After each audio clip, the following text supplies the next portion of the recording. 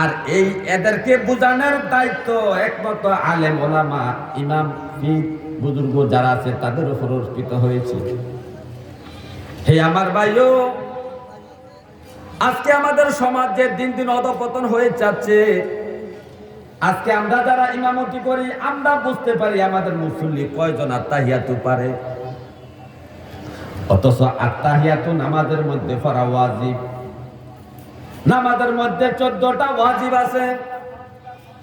এই 14টা ওয়াজিবের মধ্যে যদি কোনো একটা ওয়াজিব ছুটে যায়, সুজদা দিয়ে নামাজকে শুদ্ধ করতে হয়।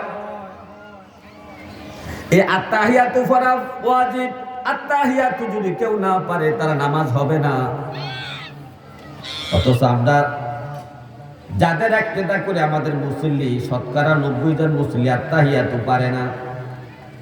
আর যারাও পারে তারাও শুদ্ধ পারে, ঠিক মতো নবীর আত্তাহিয়াতু পড়ার মতো হয় না।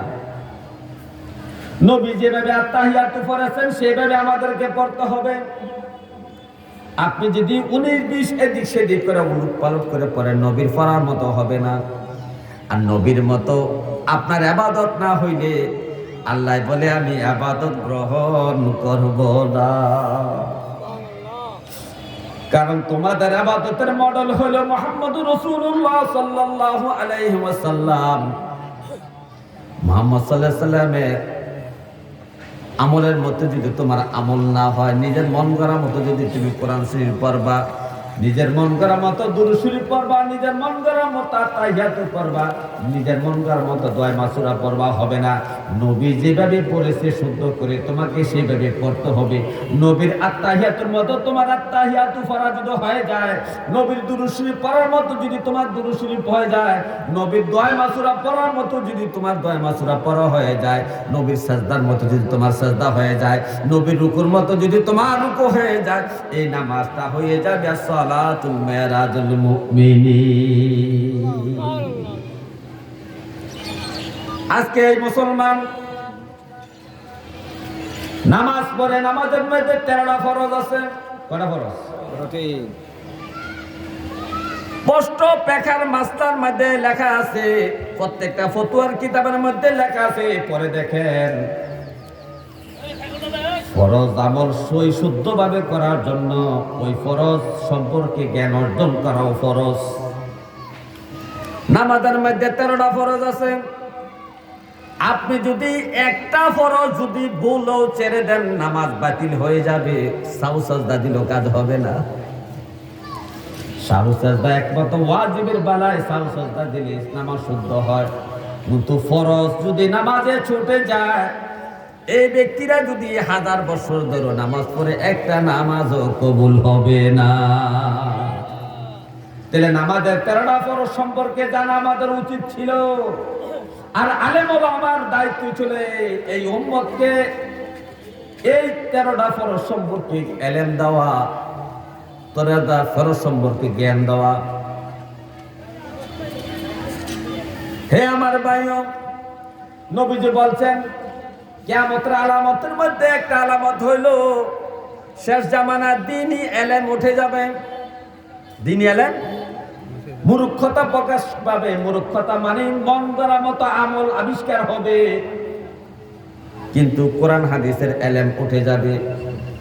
আজকে দেখেন যারা হজ করেছে হজের ফরজ কয়টা তাও কিন্তু জানে না, যাকাতের ফরজ কয়টা তাও জানে না, গোসলের ফরজ কয়টা জানে না, রোজার ফরজ কয়টা তাও জানে না, ওযুর ফরজ কয়টা জানে না। এই যে ফরজগুলা না জানার কারণে যদি ফরজগুলা আমলের ত্রুটি বিচ্যুত হয়ে যায়, বলেন আমলটা হবে কিনা? আরে ওয়াজিবের আমলে হইলে ত্রুটি বিচ্যুত হলে সাহু সাজদা দিলে নামাজটা শুদ্ধ হয়, কিন্তু ফরজটা ছুটে গেলে তো নামাজ দৌড়াই আবার পড়তে হয়। এই ওযুর মধ্যে যে 4টা ফরজ আছে, যদি একটা ফরজ যদি সঠিকভাবে আদায় না হয়, ভুল কমে যদি ফরজ আদায় করতে আপনি ভুলে যান, তাহলে আপনার ওযুটা হবে না। 3টা ফরজ আদায় করছেন, একটা ফরজ আদায় করতে পারেন নাই, খেয়াল নাই, ভুলে গেছেন, কিন্তু আপনার ওযু হবে না। এই জন্য এই উম্মতকে 4টা ফরজ সম্পর্কে জানার দায়িত্ব আলেমদের উপর ছিল, ইমাম সাহেবের উপর ছিল, পীর বুজুর্গদের উপর ছিল। আরে ইমামুশ শরিয়াত এবং তরিকত হলো হুজুর গাউসে পাক শেখ সৈয়দ মুহিউদ্দিন আব্দুল কাদের জিলানী রাহমাতুল্লাহ আলাইহি। উনি ইমামুত তরিকত না, কে বলেছে উনি ইমামুত তরিকত? উনি ইমামুশ শরিয়ত এবং তরিকত। ওনার ছাত্রদেরকে, ওনার মুরিদদেরকে, ওনার মহাব্বতের লোকদেরকে উনি আগে শরীয়তের ইলম শিক্ষা দিয়েছেন, তারপর তরিকতের তালিম দিয়েছেন। তাহলে হুজুর গাউসে পাকের কাদরিয়া তরিকার আলেম যদি আমল করতে হয়, যারা কাদরিয়া তরিকার দাবিদার, যারা কাদরিয়া তরিকার অনুসারী দাবি করেন, যারা তালিম তালকিনের হকদার হয়েছেন আপনারা মনে করেন, তাহলে আপনাদের উপর প্রথম দায়িত্ব হলো আপনার মুরিদদেরকে, আপনার অনুসারীদেরকে আগে ইলমে শরীয়তের ইলম দেওয়া, তারপরে ইলমে তরিকতের ইলম দেওয়া।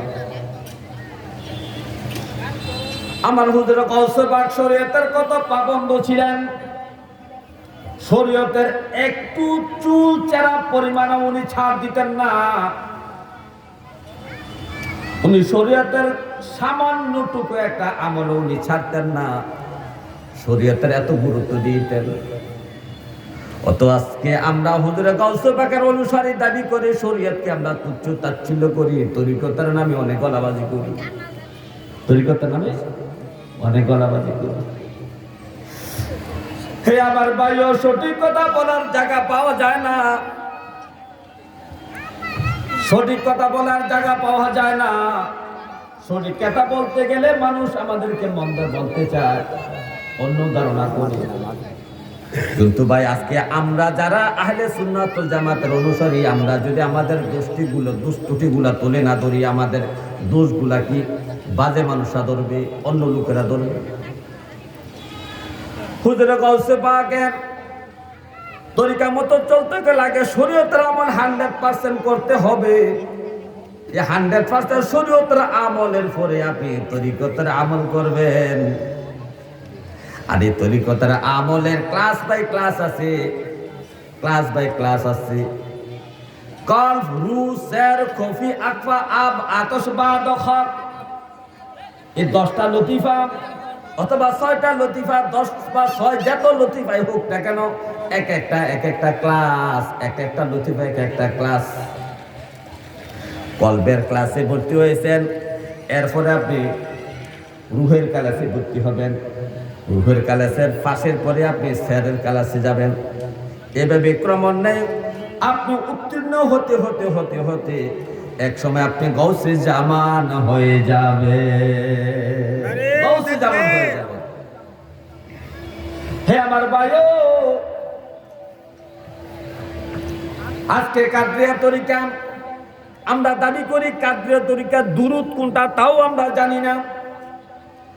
কাদরিয়া তরিকার সবকটা কোথায় প্রথম দেওয়া হয়? লতিফায়ে কলব। এই লতিফায়ে কলব কোন জায়গায় অবস্থিত? লতিফায়ে কলবের কয়টা স্তর আছে? লতিফায়ে কলবকে শুদ্ধ করতে কোন আমল করতে হবে তা কিছুই আমরা জানি না। লতিফায়ে কলবের শুদ্ধ করতে হলে তা জিকিরের মাধ্যমে করতে হবে, আর এই জিকিরের তালিম তালকে দিবেন ফির বুজুর্গ ব্যক্তিরা। কিন্তু বর্তমান যুগে এই তালিম আজকে আলেম ওলামারা দিচ্ছে, বক্তারা দিচ্ছে, মাহফিলের মধ্যে জিকিরের তালিম দেয়। ওরে আমার বক্তা ভাই, আপনি যদি কিয়ামত পর্যন্ত মানুষকে জিকিরের তালিম দেন, একটা মানুষের কলবের মধ্যে আপনি জিকির জারি করতে পারবেন না। আমি চ্যালেঞ্জ দিয়ে আপনাকে বললাম, জিকিরের তালিম দিতে হবে ফি উলামা কেরাম নয়, ফির বুজুর্গরা দিতে হবে, যারা ইলমে তরিকত সম্পর্কে জ্ঞান আছে, কলবের বিষয় যাদের জ্ঞান আছে, কলবের 7টা স্তরের বিষয় যাদের ইলম আছে, ওই সমস্ত ব্যক্তিরা এই কলবের চিকিৎসা করবেন, কলবের জিকির জারি করবেন, কলবের তালিম তালকিন দিবেন।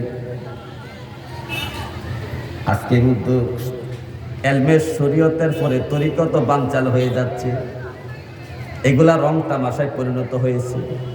কি হয়েছে? রং তামাশায় পরিণত হয়েছে।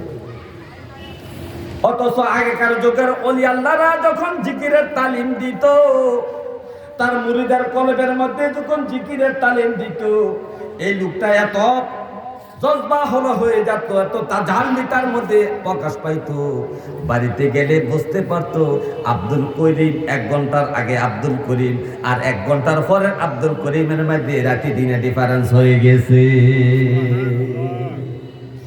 ওই যে পীর সাহেবটাকে ফায়েজ দিয়া তাওয়াজ্জু দিয়া তার কলমের মধ্যে জিকিরের তালিম দিয়েছেন, সবক দিয়েছেন।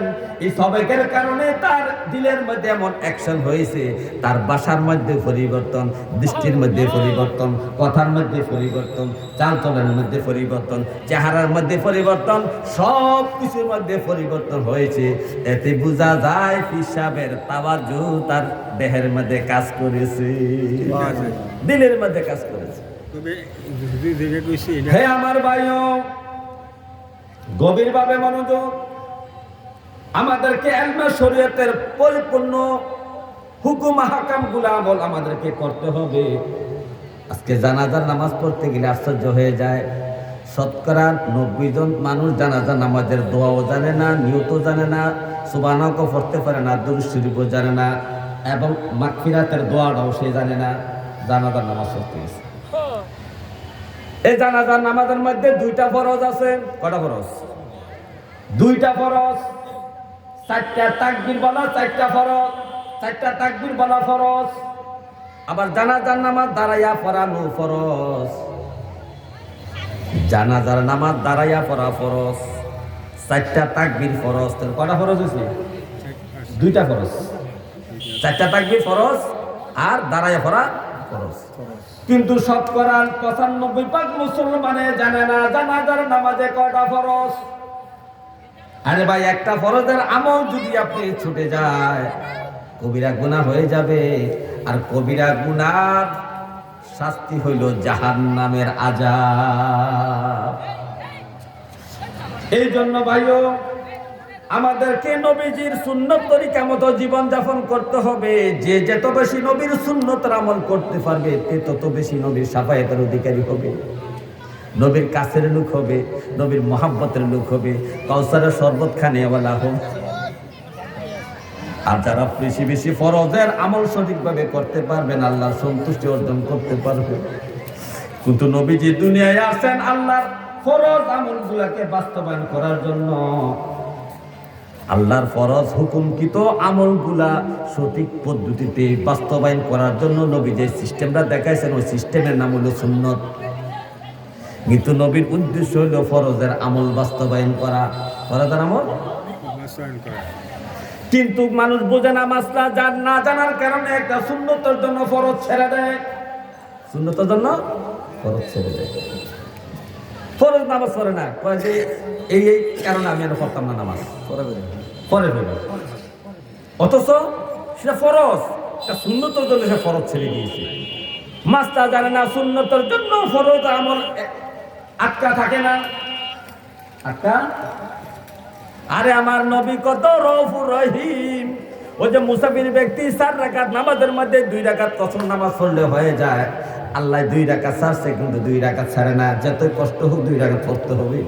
কিন্তু নবীজি এত দয়ার সাগর উম্মতের প্রতি, নবী বলে আমার উম্মত আল্লাহ যদি তোমাকে 2 রাকাত ছাড়ে নাই, দাবি মুহাম্মদ রাসূলুল্লাহ সব সুন্নাত তোমাকে ছেড়ে দিলাম। এই জন্য সফর অবস্থা শুধু 2 রাকাত কসর পড়ি, কিন্তু সুন্নাত পড়া লাগে না। নবী কত দয়ার সাগর, নবী সব ছেড়ে দিয়েছে, মাফ করে দিয়েছে। আল্লাহ তাআলা আমাদেরকে সঠিক পথের মধ্যে থাকার তৌফিক দান, আহলে সুন্নাত ওয়াল জামাতের আকীদা আমল আখলাকে থাকার তৌফিক দান করেন, আমিন। ওয়া আখিরু দাওয়ানা আলহামদুলিল্লাহি রাব্বিল আলামিন। আসসালামু আলাইকুম ওয়া রাহমাতুল্লাহি ওয়া বারাকাতুহু।